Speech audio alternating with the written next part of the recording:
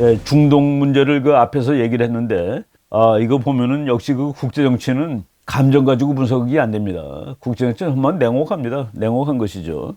제가 그 중국 이제 뭐 준비하면서 오늘 아침에 그 폭스 뉴스에 떠 있는 걸 봤는데, 여러분 한번 사진 한번 보겠습니다. 그 시진핑이 상당히 그 분노한 얼굴로 이렇게 얘기를 하고 있는 그 사진인데, 그 밑에 있는 글이 참 좀 이렇게 등골이 서늘합니다. China's Xi Jinping once attempts to divide the country will end in crushed bodies and shattered bones. 예, 시진핑이가 경고를 했습니다. 국가를 분열시키려는 의도를 하는 사람들은 will end 이렇게 끝날 거다. in crushed bodies. 몸이 다 그냥 뽀개지는 겁니다. 이거 밟아버리겠다, 진지겠다는 그런 얘기죠. and shattered bones. 뼈가 다 부서지는 겁니다. 몸이 짓밟히고 뼈가 다 부서지는 그런 결말을 이거 뭐 다 죽여버리겠다는 그런 얘기죠. 이런 식으로 시진핑이가 경고를 했군요. 예.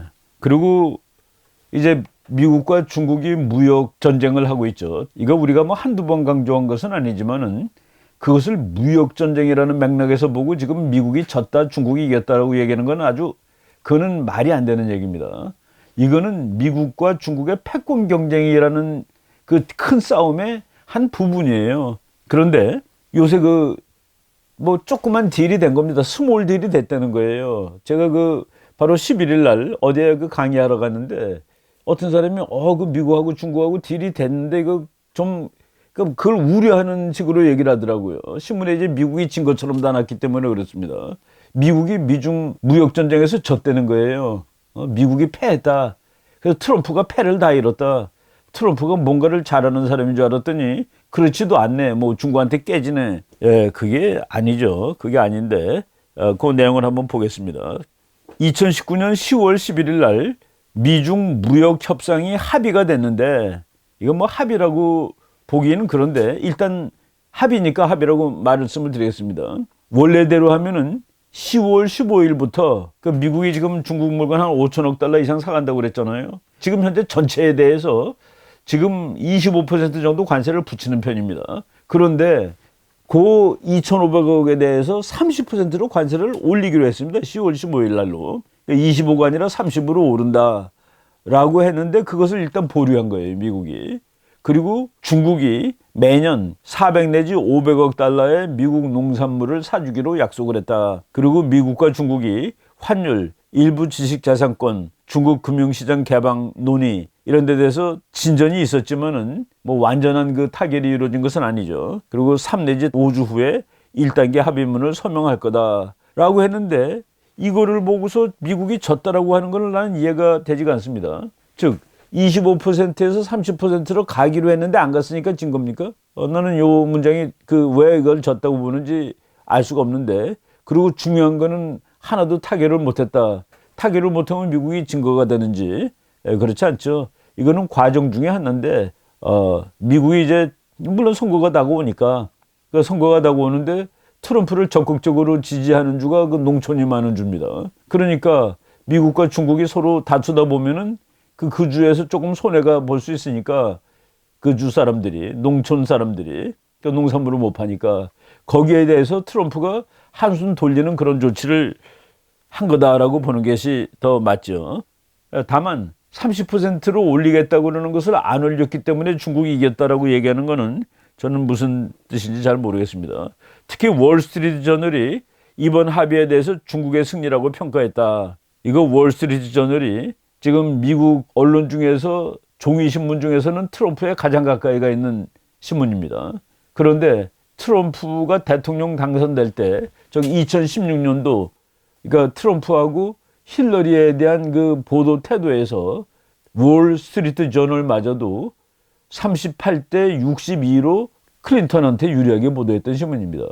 그러니까 트럼프를 38%나 지지했기 때문에 가장 트럼프 쪽으로 와 있는 신문인데 그것도 트럼프가 더 앞서지는 못했다는 그 신문이에요. 그리고 월스트리트 저널은 글로벌리스트입니다. 트럼프처럼 국가주의자가 아니에요. 그래서 무역 같은 거는 정말로 소중한 건데 트럼프가 이 양반이 이게 뭐라는 거야 라고 이 무역 전쟁 자체에 대해서 시비를 걸었던 신문입니다. 그런데 11일 날 그 결과를 보고서 중국의 승리라고 얘기하는 거는 이거는 뭐 주장이라고 볼 수 있겠죠. 분석이라기보다도 평가했다. 파이낸셜 타임스는 중국이 특별한 양보 없이 이번과 같은 성과를 거둔 것은 트럼프 대통령이 재선에 성공하기 위해서는 무역전쟁이 더 격화되면 안 된다는 사실을 중국이 너무도 잘 알고 있기 때문이라고 지적했다. 예. 이 무역전쟁을 미국이 다 계산하고 했다라고 얘기를 했죠. 그래서 미국은 1년 동안 중국하고 무역전쟁을 하면 미국의 입을 피해가 뭐냐를 다 계산하고 그리고 2018년부터 했습니다. 그러고서 1가구당 한 몇백 달러 정도를 손해볼 것이다. 그 무역전쟁 때문에. 그런데 그것은 쉽게 상쇄가 될 수 있다. 왜냐하면 석유값. 미국 사람들이 매일 주유소 와서 기름 넣는데 그것이 많이 내려갔기 때문에 그래서 국민들이 느끼지 못할 정도가 되었다. 그래서 무역전쟁 할 만하다라고 해서 싸운 건데 여기에는 뭐 다른 얘기가 나와 있더라고요. 그러면서 파이낸셜 타임스는 재선하려면 경제를 살려야 하기 때문에 이것도 틀리는 문장입니다. 지금 미국 경제 무지하게 좋습니다. 근데 재선하려면 경제를 살려야 하기 때문에 경제가 이미 좋은데 경제가 내려가면 안 된다라고 쓰면 맞겠죠. 지금처럼 잘 나가는 것이 계속 나가야 하기 때문에라고 써야지 맞습니다. 추가 관세를 부과하기 힘든 트럼프 대통령의 약점을 간파해서 중국이 양보를 이끌어내었다라고 얘기를 하는데 이런 것들이 그리고 뭐 어떤 그 중국에서 외교관을 지낸 데니스 헬피는 지난 6일 외교안보 전문지 내셔널 인터레스트 기구에서 중국이 아이오와주 위스콘신주 등 대표적인 대선 경합주의 농부 등을 겨냥해 보복관세를 매긴 점을 거론하며 아이오와주 위스콘신주, 아이오와가 대표적인 경합주인 줄 모르겠습니다. 위스콘신은 이제까지 단 한 번도 민주당이 진 적이 별로 없는 주예요. 그런데 이번에는 트럼프가 이겼죠. 대선 경합주의 농부들을 겨냥해 보복관세를 매긴 점을 거론하며 이것도 잘 읽으면 말이 좀 애매한데 농업품에다 관세를 붙이면 더 아픈 사람은 농부가 아니라 사 먹는 사람입니다. 중국은 그렇지 않아도 식량이 모자르고 지금 돼지 파동 때문에 정신이 없는데 미국 농산물에다가 관세를 하면은 중국 사람이 아프죠. 근데 그건 안 사올 수가 없잖아요. 먹는 거니까. 먹는 거는 사가야 됩니다.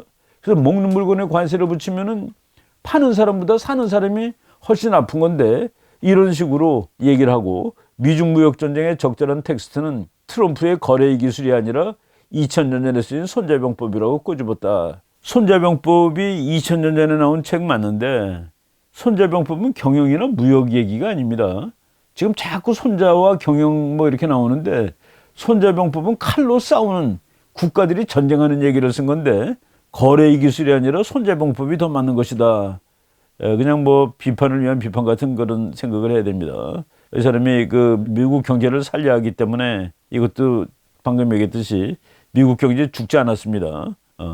그리고 중국이 양보를 이끌어내다 25%를 30%로 하려는 것을 보류했는데 그것이 무슨 대단한 양보처럼 얘기하면은 안 된다는 그런 생각이 듭니다. 우리나라 신문도 뭐 전부 그렇게 이번 상황에서 중국이 이겼다 그렇지 않다고 저는 봅니다.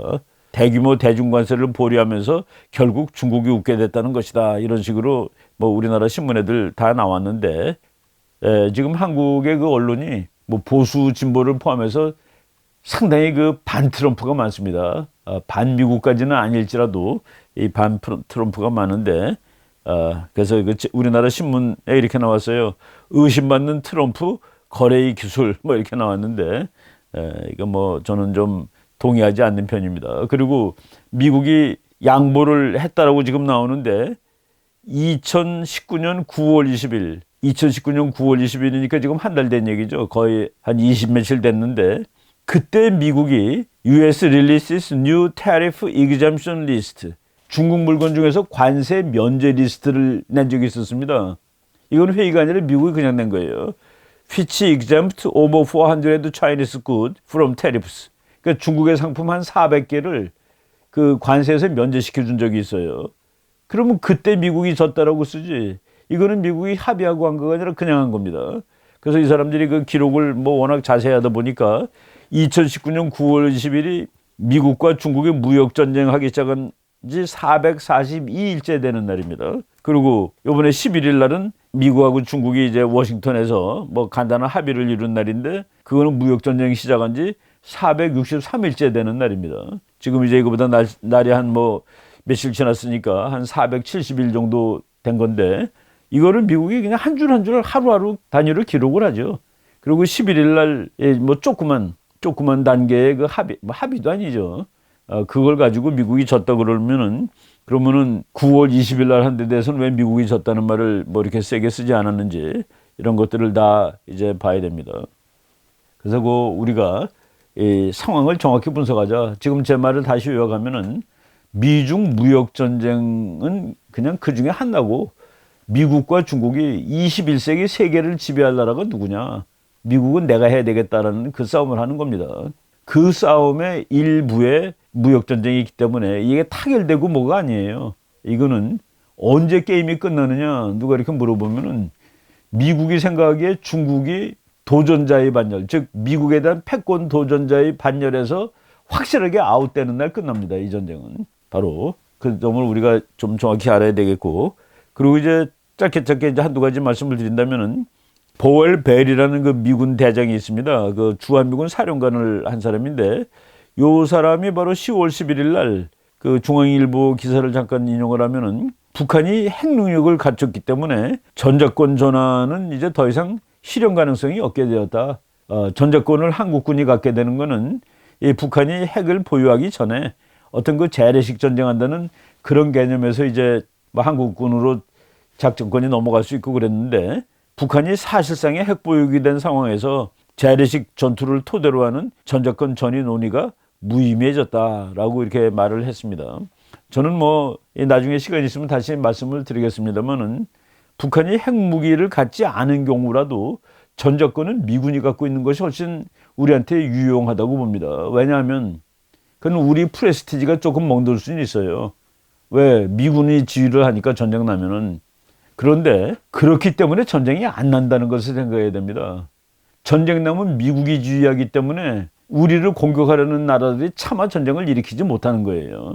그래서 그 디터런스, 전쟁 억제 장치로서 미군이 지휘를 하는 것을 우리가 허락을 한 것인지 자존심이 없거나 이런 것이 아니다라는 식으로 생각을 해야 된다고 저는 봅니다. 그리고 제가 이제 그 요미우리 신문 2019년 10월 14일자 요약한 것을 지금 말씀을 드리겠습니다. 미국이 이제 북한에 대해서 제재 완화할 수 있다라고 얘기를 했습니다. 근데 이제 조건은 물론 이제 완전한 비핵화가 되는 것이죠. 그리고 북한은 그것이 너무나도 가혹하다라고 반발을 해서 이제 결렬이 된 겁니다. 그런데 이제 그 스톡홀름, 스웨덴에서 이제 열린 것이죠. 5일 날 열렸는데, 이제 미국이 이제 뭐라고 얘기를 했냐면은 북한이 완전한 비핵화를 약속한 후에, 그러니까 이제 먼저 약속을 해야 됩니다. 그 다음에 실질적인 비핵화 조치를 취하는 것을 조건으로 유엔의 경제 제재 일부를 완화해 주겠다라는 대가를 미국이 제시했다는 겁니다. 그 완화 내용은 지금 북한이 뭐 웬만한 걸 외국에다 팔아먹을 수가 없는데, 유엔 경제 제재 일부 완화해서 북한이 석탄과 섬유를 수출할 수 있도록, 지금은 수출 못하는데 수출할 수 있도록 일시 보류해 주는 것이다. 그것을 이제 미국이 약속했습니다. 그리고 이제 북한 측에서는 뭐 미국은 아무런 준비도 안 하고 나오고 무슨 대안도 안 갖고 나왔단 말이지. 그런데 미국 사람은 이것이 창조적인 대안 아니냐라고 얘기를 했습니다. 트럼프 정권은 지금까지 완전한 비핵화가 실현될 때까지 제재를 견제한다는 입장을 유지해 왔었는데, 그런데 완전히 그 비핵화가 되기 전에 제재를 일부 완화하겠다는 제안한 것은 지금이 처음이다 라고 이제 얘기를 했는데, 그래서 이제 북한이 받아들이지를 못했죠. 석탄과 섬유는 철광석 해산물과 함께 북한의 주요 수출품으로, 그렇죠. 북한이 뭐 이렇게 팔아먹을 게 많지가 못합니다. 석탄, 섬유, 철광석, 해산물. 근데 이것을 유엔 안전보장이사회가 2017년에 이거 하나도 팔 수 없다라는 그 제재를 가했죠. 근데 이제 미국이 이 제재를 풀어줄 수 있다. 유엔 제재를. 두 개의 조건을 달았는데, 그 두 개의 조건이 1. 우선 북한이 보유한 모든 핵무기와 핵무일지를 미국에 인도하고, 이건 뭐 되겠습니까? 북한의 핵시설과 생물, 화학병기, 탄도미사일 등의 관련 시설을 완전히 해체하는 것을 약속한다. 그 후 실제로 영변의 핵시설을 완전히 폐기함과 동시에 우라늄 농축 활동을 중단하는 실질적인 조치를 취한다. 이른바 영변 플러스 알파의 실시를 미국이 요구한 것입니다. 미국은 북한이 이 조건을 충족하면 유엔 제재의 일부 완화와 함께 북한에 대한 인도적인 경제 지원도 인정, 북한이 요구하는 체제 안전의 보장 일환으로 한국전쟁의 종전선언에도 응한다는 생각을 드러냈다. 제안에 대해 북한은 제재 완화의 조건이 가혹하다고 반발한 뒤 전면적인 제재 해제를 요구했다고 한다. 그래서 안 됐다. 그래서 안 된 겁니다. 그리고 이제 될 수가 없어요. 그냥 간단하게 말하면은 협상이 이루어지려면 이게 이제 둘이 이렇게 옵니다. 하나라도 부딪혀야지 협상이 되는 겁니다. 근데 이게 부딪히지가 않아요. 미국하고 북한은. 그래서 될 수가 없는 것이죠. 북한은 대륙간 탄도미사일 발사와 핵실험 중지, 풍계리의 핵실험장 폭파 등 지금까지 취한 조치에 대한 대가가 없다고 불만을 표명했다. 미국은 아무것도 안 해줬다라는 것을 이제 그 북한이 얘기한 거죠. 게다가 한미 합동 군사훈련의 실시, 한국에 대한 미국 최신의 무기 배치, 핵무기 탑재 가능한 전략 폭격기 등의 한반도 배치를 중지하라고 요구하고 있다. 북한이 이렇게 미국에 대해서 얘기하면은 이런 일들이 지금 일어나고 있다는 그런 뜻입니다. 지금 뭐 많은 그 분석가들이 지금 미국의 전략 자산, 미국의 군사력이 점점 더 세지고 있는 그 모습이 나타나고 있다고 이제 얘기를 하고 있죠. 한국은 올해 3월에 미국 최신의 스텔스 F-35의 배치를 시작하고 있어 연말까지 10세대를 도입할 예정이다. 이에 대해 미국 측은 북한이 10월 2일 실시한 신형 잠수함 탄도미사일의 시험 발사는 미북 대화에 전혀 도움이 되지 않는다고 우려를 표명했다. 미국 측은 연내 네 번째 미북 정상회담을 개최할 것을 제안했지만 북한은 단계적인 대거 조치를 미국 측이 인정하지 않는 한 응할 수 없다고 말했다고 한다. 그래서 지금 4차 정상회담이 열릴지 안 열릴지 뭐 전혀 알 수 없습니다. 나는 아마 안 열릴 거라고 지금 봅니다. 12월 말까지. 뭐 요 정도가 지금 우리가 그 스톡홀름 회의에서 결렬된 뭐 그냥 와서 북한이 막 분노하는 목소리로 먼저 결렬을 발표를 했죠. 우리가 그 일본 신문에 이 정도로 이렇게 내용이 나와 있다는 것을 말씀을 드렸습니다. 그리고 제가 이제 앞에 말씀드린 대로 이분이 아주 젊은 기자인데 김동연이라는 분이에요. 뭐 미국에서 이제 그 대학 졸업하고 뭐 아주 이 분석하는 걸 보니까 상당히 그 잘 분석을 하는데 마침 그 10월 3일 날 그 미국에 가면 이제 미국 보수 연합이라는 것이 있죠. CPAC이라고 그러는데 Conservative Political Action Conference 뭐 이런 식으로 이제 얘기를 하는 그런 그룹이고 아주 유명합니다. 뭐 트럼프 대통령도 거기 가서 연설하고 펜스 연설 자주 하고 그리고 뭐 레이건 대통령도 거기서 연설을 이제 아주 자주 했던 그런 모임인데 그 모임에 뭐 한국 버전이 하나 이제 만들어지는 것 같아요. 그래서 CPAC 또는 CPAC 코리아 뭐 이런 모임이 지난 10월 3일 날 있었는데 그때 그 KT 맥팔랜드라는 그 미국의 국가안보 보좌관 바로 밑에 근무하는 그러니까 국가안보 부보좌관이라고 얘기하면 되겠습니다. 예를 들어 볼턴이라든가 오브라이언 이 사람이 국가안보 보좌관이죠. 그 바로 밑에 급인데 이 사람은 뭐 키신저 박사 밑에서도 일했고 레이건 밑에서도 일했고 아주 그 수십 년 동안 공화당 쪽에서 이제 백악관에서 일을 했는데 이 사람이 KT 맥팔랜드가 트럼프 대통령이 대통령 되자마자 백악관에서 이제 일을 이제 했던 국가안보 부보좌관으로 일을 했던 사람인데 미국 그 CPAC에서도 연설을 자주 하는 사람입니다. 근데 이제 한국에 왔는데 김동연 기자하고 그 인터뷰한 거를 보니까 거기서 우리가 한번 이 미국이 지금 북한 핵을 어떻게 보는지를 내부 사람이 말한 그런 사례가 될 것 같아서 잠깐 말씀을 드리기로 하겠습니다. 이 맥팔랜드가 이제 백악관에 들어가서 한 5일쯤 됐을 때랍니다. 그러니까 취임하고 한 5일쯤 됐을 때인데 그때 그 트럼프 대통령이 북한 핵에 대한 모든 계획을 완전히 새로 한번 짜보라라고 그 명령을 내렸답니다. 그래서 자기가 미국에 있는 각 뭐 정보단체 무슨 연구단체 이런 데 전체에다가 트럼프 대통령으로 받은 명령 북한에 대한 북한 핵 문제에 대한 모든 것을 한번 기존의 방식이 아니라 완전히 새로운 방식으로 다시 한번 연구 검토해보라 하는 그 오더를 받았는데 오바마 대통령이 백악관을 떠나면서 트럼프 대통령이 했던 말이 북한 문제가 가장 어려운 문제고 가장 중요한 문제라고 얘기를 했답니다. 오바마는 트럼프에게 이제 당신이 마주할 가장 큰 문제는 북한이 될 것이다 라고 말을 했대요. 집권 말미에 오바마는 트럼프 대통령한테 자기네들은 사실상 북한 핵 문제에 대해서 손을 놓고 있었다.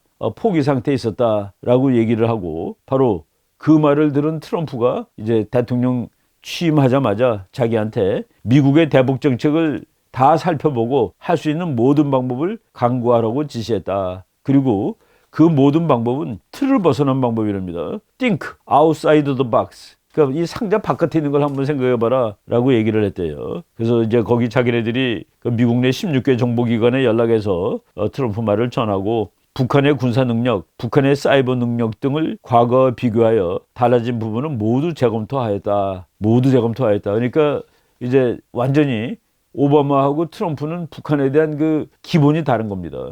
오바마가 이게 제일 중요한 문제다. 트럼프는 그럼 한번 해보자라고 맡은 것이죠. 그리고 저희가 그 로버트 오브라이언 그 신임 국가안보보좌관 얘기를 했는데 이제 이 기자가 그 맥팔랜드한테 그 사람은 어떠냐 그랬더니 그 사람 내가 하여한 사람입니다라고 얘기를 하더래요. 내가 그를 뽑았죠. 물론 이제 자기가 대통령이 아니니까 뽑은 건 아닌데 자기가 강력 추천했다라는 그런 의미를 하는 것 같아요. 그러면서 뭐 영어로는 I hire him이라고 얘기를 했답니다. 맥팔랜드는 트럼프 대통령은 백악관 내각에 누가 오더라도 결국에는 모든 것이 트럼프 대통령 뜻대로 되기 때문에 볼턴에서 오브라이언으로 바뀌었다고 해서 염려할 것은 아무것도 없다. 뭐 우리가 그 했던 얘기죠. 결국은 국가안보보좌관이라든가 이런 스태프들은 여러 가지 옵션을 제시하는 겁니다. 자기가 결정하는 게 아니라. 그럼 최종 결정은 대통령이 하는 거죠.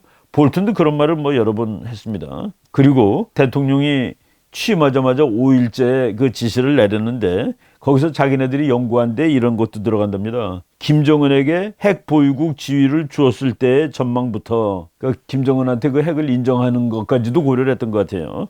군사적 작전까지 총망라되어 있습니다. 북한에 대한 사이버 공격뿐만 아니라 진짜 폭격하는 것까지도 다 자기는 미국에서 한번 검토를 했다라고 이제 얘기를 했습니다. 그리고 이제 지금 미국과 북한이 대화를 하고 있는데 미국은 아무런 제재도 걷어내지 않고 있다. 오히려 더욱 강하게 keep dial it up 이라고 얘기를 했답니다. 그 북한에 대한 제재는 더욱더 강해지고 있다. 물론 한편에서는 트럼프가 김정은한테 러브레터를 받았다고 자랑을 합니다. 실제로는 대북 제재는 더 강하게 조이고 있습니다. 라고 얘기를 했습니다. 근데 이제 이분이 그 1951년생이에요. 그러니까 나이가 꽤 되시는 분인데 그 다이어트 콜라를 이렇게 계속 훌쩍훌쩍 마시면서 그 얘기를 하는데 트럼프가 하루 종일 그걸 마신답니다. 콜라 중에서 콜라가 뭐 건강에 나쁘다고 그러는데 칼로리가 높은데 다이어트 콜라라고 그래가지고 뭐 살찌기 싫어하는 사람 또는 당뇨병 있는 사람들이 이 다이어트 콜라를 마시는데 하루 종일 그거를 마신다라고 이제 얘기를 했답니다. 그리고 그 맥팔랜드의 말에 대해서 그 김동연 기자가 북한의 목을 미국이 조르고 있나요? 그랬더니 그렇죠. 우리는 꽉 조이고 있어요. 꽉 조고 있어요라고 얘기를 그 하고 있는 거 보니까 지금 미국이 북한에 대한 그 제재를 뭐 전혀 이제 그 누구를 지금 그럴 가능성은 없다라고 얘기를 합니다. 그리고 이제 트럼프가 그 김정은이를 끌어낸 거를 김정은이로 하여금 아버지하고 할아버지하고 다른 게 뭐냐면은 나는 세계적인 지도자가 되는 겁니다.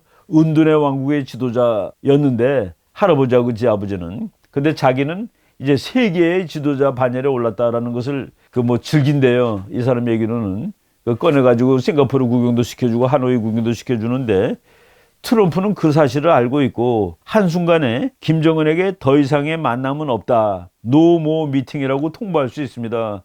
그러면 한순간에 김정은은 사라집니다. 그게 뭐냐면은 자기가 세계의 지도자고 그러는데 트럼프가 저거 미치광이구만. 이제 더 이상 만남은 없다 하는 순간 이제 완전히 파탄 상태에 넘어가는 거죠. 그래서 이제 맥팔랜드가 이렇게 했었습니다. 세계적인 리더로 조명받던 김정은은 한순간에 무너져요. 언제든 트럼프는 김정은에 쏟인 그 관심을 없애버릴 수가 있어요. 라고 이렇게 얘기를 하고 있습니다. 그리고 여기 대화 중에 북한의 쿠데타가 날 수 있느냐라고 기자가 물어본 거 있어요. 김정은을 보좌하는 장군들이 곁에서 지켜본 김정은의 지도력이 약화된다면 쿠데타가 가능할 수 있다라고 이 기자한테 얘기를 한 것 같아요. 김정은 주변의 장군들이 그걸 하겠죠. 그들이 결심한다면 될 수도 있죠. 우리는 지금 어떤 형태의 레버리지를 바라고 있습니다. 가령 전쟁을 할 것 같은 행동을 취할 수 있습니다. 물론 그 누구도 전쟁을 원치 않죠. 뭐 이런 식으로 얘기하면서 북한 내에서 레짐 체인지의 가능성이 있다라는 말을 이렇게 또 하고 있는 것 같아요. 그리고 이제 기자가 지금 미국이 북한하고 얘기하면서 시간을 많이 준 거 아닙니까? 시간을 많이 준 것 같아요. 라고 이 기자가 얘기를 했더니 트럼프는 북한을 마냥 기다리지는 않을 것입니다. 라고 대답을 했습니다. 그리고 이제 이 기자가 그 맥팔랜드한테 말씀을 들어보니 미국의 대북 정책이 어떤 것인지 알겠습니다. 미국에게 미북 협상의 운전대가 있다는 말씀이네요. 그렇죠. 예, 이거는 우리가 지금 제가 이제 여러 번 말씀을 드렸는데 그 우리나라 신문에 이 문투가 이렇습니다. 예를 들어서 이제 미국하고 북한이 주거니 받거니 할 때 북한이 미국으로 이렇게 공을 던지면은 이제 공은 다시 미국으로 그러니까 우리나라 신문에 나오는 그 어투가 그래요. 이제 다시 공은 미국으로. 그거는 동급의 선수들이 공을 던질 때 얘기가 다시 공은 미국으로입니다. 예, 제가 그 뭐 어디 오프라인 강의에서 그렇게 얘기한 적이 있어요. 맞아요. 공은 다시 미국으로 갔는데 미국이 던지는 공은 마치 그 박찬호 선수가 던지는 것처럼 유현진이 던지는 것처럼 던지는 거고 북한이 미국한테 던지는 거는 그 뭐 중학교 야구 선수가 던지는 그런 거로 던지는 겁니다. 왜? 국제 정치는 국력의 게임이거든요. 그래서 운전대가 미국에 당연히 있는 것이죠. 그리고 이제 이 맥팔랜드가 계속 강조하는 것이 트럼프는 절대로 계속 인내하지는 않을 것입니다라는 말을 이제 많이 쓰고 있습니다. 어떻게 나갈지 트럼프가 어떤 심산인지는 모르죠. 그러나 분명한 것은 트럼프는 절대로 인내하지 않을 것입니다. 트럼프는 북한뿐 아니라 중국과의 무역 협상에 있어서도 계속 인내하지는 않을 것입니다. 그리고 미국의 시간 테이블이 이렇게 인내하지 않으면 언제부터 뭐를 할 거냐라고 이제 기자가 물어봤어요. 그랬더니 대답을 이렇게 했습니다. 모르죠. 설령 제가 언제까지인지를 알고 있다 해도 그 부분은 말할 수 없어요. 너무 오래 기다리면 북한에게 유리한 지렛대가 됩니다.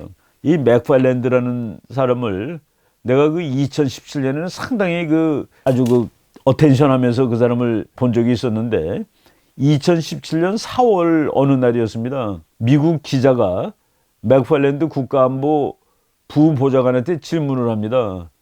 지금 북한이 미사일을 들이다 쏴야 되는데 북한의 미사일이 계속 실패하고 있다. 그럼 북한은 미사일을 잘 쏘는 나라인데 왜 이렇게 계속 실패를 하느냐. 혹시 미국이 사보타지가 이제 미국이 지금 북한이 하는 걸 가서 방해하는 겁니다. 우리 배구시합 할 때 그냥 스파이크를 빡 때리면은 반대쪽에서 다 이러고 손대고 있는 것이죠. 그거 사보타지입니다. 못 오게. 미국이 사보타지 하는 거냐. 그러니까 북한이 미사일을 잘 쏘는데 왜 이렇게 자꾸 실패하느냐 그랬더니 그때 맥팔랜드가 뭐라고 얘기했냐면은 그거 국가 기밀인데 그걸 어떻게 말하겠습니까? 나는 코멘트 할 수 없어요 라고 얘기한 적이 있습니다. 내가 이 부분을 읽고 그 부분이 이제 생각이 났는데 모르죠. 제가 설령 언제까지인지를 알고 있다고 해도 그 부분은 말할 수 없어요. 이제 이거는 뭐 상당히 가까운 이내에 트럼프가 더 이상 인내를 잃을 줄 모른다는 그 얘기입니다. 그리고 주한미군이 철수할 거냐라고 물어봤더니 그러면서 이제 그 주한미군 철수하는 것을 한국 사람들이 전부 다 좀 근심스럽게 물어보죠. 이 사람이 되게 시니컬하게 반응을 했습니다. 듣던 중 반가운 소리네요. 그럼 당신들이 이제야 좀 불안해한다는 말이네요. 한국이 이제는 좀 안보의 필요성에 대해서 인지했군요. 뭐 이런 식으로 얘기를 한 겁니다. 이건 상당히 우리한테 뼈 아픈 그 얘기를 하는 거예요. 지금 미국에서 트럼프를 막 욕하는 그런 그런 책들을 보면은 매티스 장관이 뜯은 말려 때문에 한국에서 미군 다 빼라고 트럼프가 막 난리치는 거를 트럼프 대통령이 집권 초에는 미국의 동맹국에 배치된 해외주둔 군사력에 대한 이해를 못했을지도 모릅니다. 그런데 그때와는 달라요. 지금은 벌써 임기 3년이 지났습니다. 트럼프를 알려면 그가 하는 말을 보지 말고 그가 무엇을 하는지를 보세요.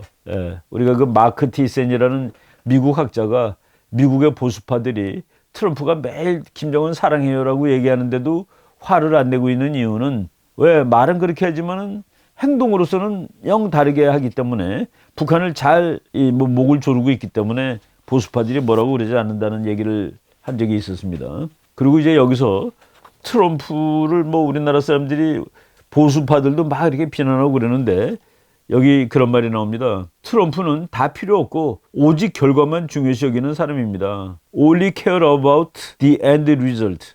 마지막에 미국이 이기는 것만 생각합니다. 그는 미국이 이기고 미국의 동맹이 이기는 결과를 만들어낼 궁리만 하고 있습니다. 여기서 미국과 미국의 동맹이라는 얘기 이게 우리가 잘 생각할 필요가 있겠습니다.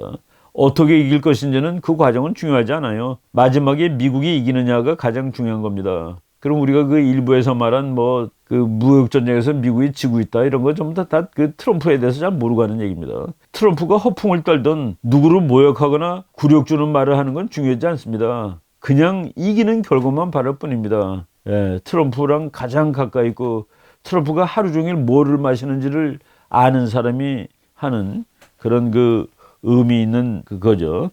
그리고 트럼프의 행동을 봐야지 말을 듣지 마세요. 트럼프는 하루는 이렇게 말하고 다른 날은 또 다르게 말하니까요. 그의 행동을 보세요. 예, 트럼프의 행동은 정말로 일관적입니다. 말은 뭐 왔다 갔다 하는데 그리고 이제 아시아에서 미군이 철수할 거냐 거기에 대해서 트럼프는 절대로 이건 아직 확신이죠. 태평양에서 철수할 사람이 아닙니다. 남중국해도 보세요. 우리의 군함들을 보냈습니다. 포문이 열린 채로 말이죠. 오바마는 한 번도 그런 적이 없어요. 예, 지금 트럼프 행정부가 돼서 미국이 아시아에 보낸 군함, 중국 바다 가장 가까이 보낸 군함 중에는 해안경비 정도 있었습니다. 버설포라고 그래가지고 6월 5일 날 그 배가 서해를 들어갔다 나왔다는 얘기를 한번 말씀드린 적이 있는데 그런 트럼프가 아시아에서 미군을 빼고 그럴 가능성은 없다는 얘기죠. 트럼프는 한국이 방위비를 더 내기 바래요. 트럼프는 한국이 국방을 저버리지 않기를 바랍니다. 야, 이거 참 그 중요한 얘기 하는 겁니다. 트럼프는 한국과 새로운 FTA 체결을 마친 뒤 기뻐했습니다. 이런 얘기들 지금 하는 거죠. 그리고 저는 전직 정부 관료이자 이거 재미있는 얘기하고 있습니다. 맥팔랜드가 미래의 정부 관료가 될지도 모르는 사람입니다. 그래서 저는 제 위치에서 타국을 직접적으로 비판하는 것은 피하고 싶네요. 이제 이 기자가 지금 우리 한국 현재 정부에 대해서 방위비 이런 거 물어보니까 자기가 나중에 또 어떤 사람이 될지 모르기 때문에 한국 정부에 대해서 직접 뭐 부정적인 얘기 그런 건 하지 않겠다라는 얘기를 했습니다. 그리고 이제 맥팔랜드가 거의 마지막으로 우리는 더 강한 안보 파트너이자 더 강한 통상 파트너를 원합니다. 지금 한국은 미국의 스트롱거 시큐리티 파트너가 되기를 원한다. 우리가 지난 그 6월 1일 날 미국에서 나온 그 보고서 한번 읽어드린 적이 있었죠. 거기서 미국이 그 중국을 견제하는데 한미일 동맹이 최고다라고 얘기했습니다. 이거를 조금 더 좀 우리가 그 과정법을 좀 써서 말한다면은 만약에 한미일 이것이 삼각 동맹이 정말로 될 수 있다면은 즉 한미동맹, 미일동맹처럼 한일이 동맹으로 엮여질 수 있다면은 이것은 철갑입니다. 철갑. 그래서 한미일이 진짜 동맹이 되면은 중국의 부상 같은 거는 뭐 그리고 러시아의 진술 같은 거는 그냥 막을 수가 있는 겁니다. 해상 3대 민주국가 아니겠습니까? 그 동아시아에서. 바로 맥팔랜드가 우리는 더 강한 안보 파트너, 한국이 스트롱거 시큐리티 파트너가 되기를 자기는 바라고 있다. We want strong trade partner. 우리는 더 강한 통상 파트너도 원하고 있다. 예, 한국이 그래서 우리가 이제 학자들이 민주주의 해양 세력이 될 거냐 또는 전체주의 대륙 세력 편에 붙을 거냐 이걸 항상 얘기를 하고 있는 겁니다. 이제 기자가 이제 뭐 여러 가지 그 의문점을 얘기하고 그리고 한미동맹이 굳건한지 우리는 걱정이 돼요. 그렇게 얘기했더니 이 맥팔랜드가 당신은 정말 모든 것에 의심을 가지고 있군요. 그러면서 이제 웃더래요. 걱정 마세요. 미국의 의지는 여전히 강합니다. 예, 미국은 한국을 타이트한 그 동맹으로 생각하고 있다는 얘기죠. 그러나 반드시 한국은 알아야 합니다. 한미 양국이 추진하는 공동의 국방, 코먼 디펜스에 한국이 적극적으로 참여해야 합니다. 우리 혼자 지켜주는 거 아니다 이거죠. 새로 체결된 양국의 경제협정도 양국에 큰 변화를 줬습니다. 이렇게 얘기를 하는 거예요. 그리고 이제 기자가 다시 한국 정부는 그거 공동의 국방을 잘 안 하려고 하는 거 아니에요? 한국은 지금 중국으로 무지하게 많이 경사돼 있죠. 미국 사람들이 한국은 중국 편이냐라고 이제 물어볼 정도인데 이분은 이렇게 대답을 했습니다. 그렇다면 한국은 반드시 해야 합니다. 미국하고 코먼 디펜스 안 하면 안 된다는 겁니다. They should라고 얘기했습니다. 왜냐하면 미국이 말하고 있는 미국 우선주의라는 것이 핵심은 우리가 동맹을 과거에 이미 도왔다는 뜻입니다. 지금 아메리카 퍼스트라는 거는 옛날에 미국이 동맹과 함께를 너무 오래 한 그 결과다. 그래서 너희들이 이만큼 커지 않았느냐는 그 얘기입니다. 미국이 한국의 경제 발전을 도왔고 국방을 도왔습니다. 그러니 공정하게 우리도 동맹으로부터의 도움을 기대하겠다는 것입니다. 우리는 한국이 원하는 것보다 그 이상 더 달라고 요구할 수는 없습니다. 그러니까 그 자기네가 터무니없게 더 달라고 요구하지 않는다는 얘기죠. 다시 말하자면 미국의 동맹인 한국이나 일본이나 유럽이 자기 스스로 방어하기를 포기하고 동맹국 간의 상호 국방을 저버린다면 우리 미국이죠. 미국에게 대신 방어해달라고 말하지 마세요. 그러니까 너희 몫을 하고 미국이 원하는 것을 도와주라 는 그 얘기입니다. 그러나 한국이 스스로 국방을 하겠다면 우리 미국은 한국을 포기하지 않습니다. 바로 이 얘기를 했습니다. 그리고 마지막에 아주 의미심장한 말을 했는데 이 기자가 이제 공군 장교 출신이구만요 보니까. 저도 전직 공군 장교로서 또 저와 같은 전직 군인들이 지금 현 정부의 행태에 동의하지 못합니다. 지난 10월 3일, 10월 9일 날 수많은 인파가 광화문에 나와서 데모한 거 보면은 이 반대하는 사람이 많다는 뜻이죠. 거기에 대해서 이 사람이 한 말이 이거 참 외국 사람으로서 그 아주 센 말이었습니다. 그럼 새 정부를 구하세요. Get a new administration 이라고 얘기를 했습니다. 예, 이런 그 센 그 얘기를 했는데 이렇게 이 맥파일랜드 정도 되면은 지금 현직은 아니지만은 상당히 그 측근이죠.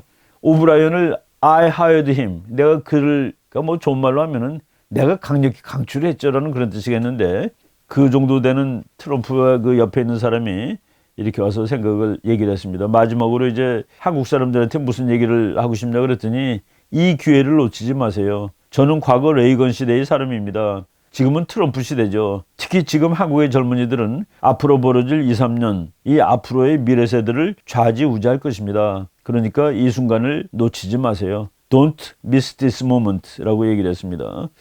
제가 그 일부에서 터키하고 이제 크루드 얘기했죠.